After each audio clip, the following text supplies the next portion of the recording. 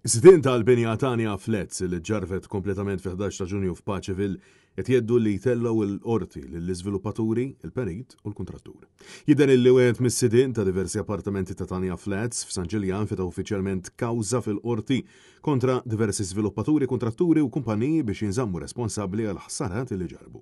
Il-kumpanija High Point Limited, sit ta' 8 appartamenti fil-blokka sostniet li l-konsekwenzi setaw kienu ħafna qar kieku ma kienx ħaderazzjoni immedjata biex tevakwa l-kerreja ftit jiem qabel il-kollas.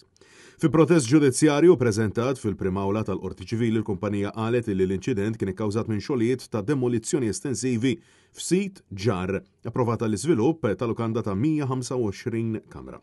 Il-proġett kien approvat mill-Awtorità tal-Ippjanar f'April tal-2024 u kien jinvolvi demolizzjoni ta' binijiet eżistenti, skavar fil-font, kostruzzjoni ta' bini 5 solari taħt l-art tal-parkeġġ. High Point Limited spjegat kif fid-9 ta' Ġunju direttur ta' proprjetà qaribhom wissihom dwar problemi strutturali seri l-għada saret evakwazzjoni sħiħa li kienet kompluta sa 11 ta' Ġunju filgħodu ftit tas-sigħat wara.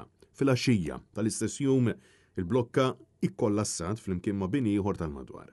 Il-protest isemmi diversi entitajiet u individwi marbuta mal-proġett fosthom Marka Juice fisem Excel Limited, Excel Investments, Excel Developers u Excel Property Trading Limited.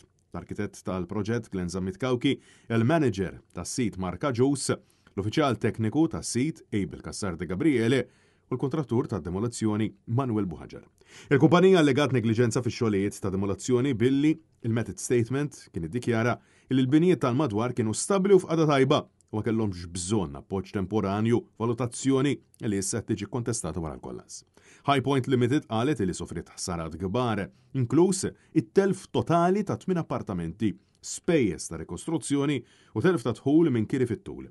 Kumpanija titlob kumpens ħieħ u qed iżżomm lill-iżviluppaturi u kontratturi responsabbli permezz ta' tort u negliġenza.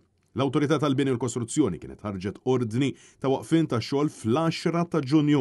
Iżda High Point Limited qalet li qatt ma ġiet informata direttament dwar l-istatus tax-xogħlijiet ħlief minn dak li kien jidher pubblikament. Il-protest ġie firmat mill-avukati Antoine Cremona u Jacques Farrugia flimkien mal-prokuratur legali Lynn Sigalia.